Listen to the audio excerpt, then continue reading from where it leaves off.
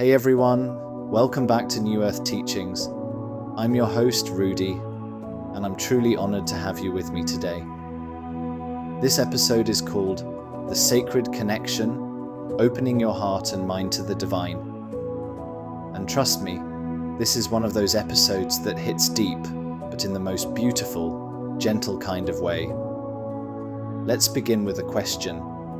Have you ever had a moment where everything felt still, like time slowed down and something bigger than you moved through the room? Maybe it was in nature, maybe during meditation, or maybe in a moment of deep grief or joy.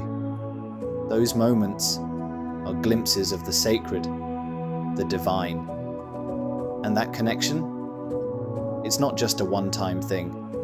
It's available to all of us, if we're willing to open both the heart and your mind.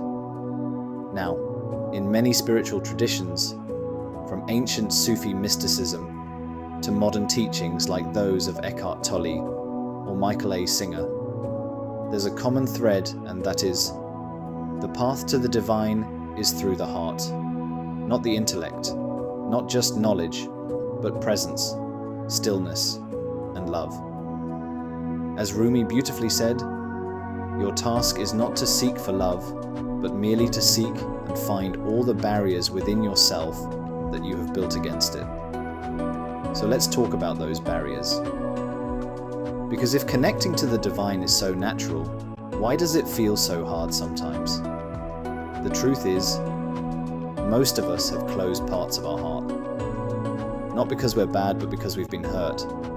We've been let down. We've built walls to protect ourselves. But those same walls, they also block the flow of divine connection.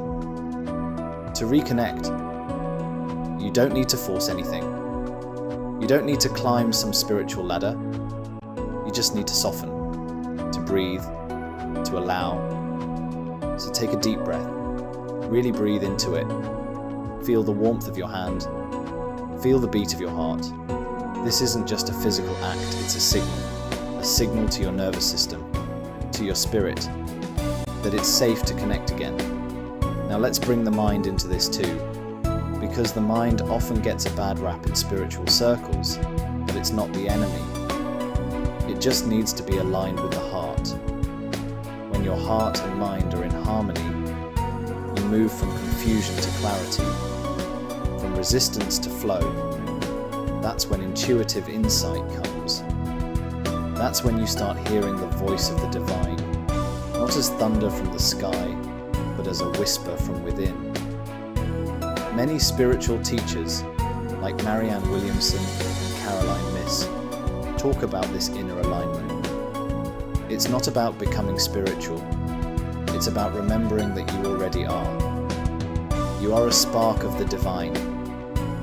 You don't have to earn that. You just have to allow yourself to feel it again. And here's the beautiful part. When you connect to the divine, you begin to see it everywhere, in the laughter of your child, in the way the sun filters through the trees, in a deep conversation with someone you love. The sacred isn't far away, it's woven into your everyday life.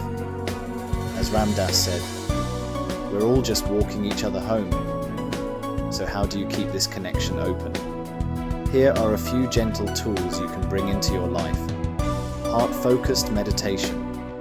Even just 5 minutes a day of breathing into the heart space can open incredible pathways. Prayer or intention setting, not the kind where you're asking for stuff, but just speaking honestly to the divine, like you would to a best friend. Nature. Spend time in silence with the earth. The divine speaks clearly through trees, waves, and wind.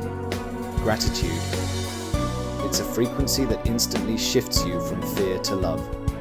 It opens the heart and clears the mind. Stillness. Make room for the sacred to show up. Sometimes it's not about doing more. It's about being still enough to hear. So as we wrap up today, I just want to remind you of this truth. You don't need to find the divine. You just need to remember that it's already here. Thank you for sharing this space with me.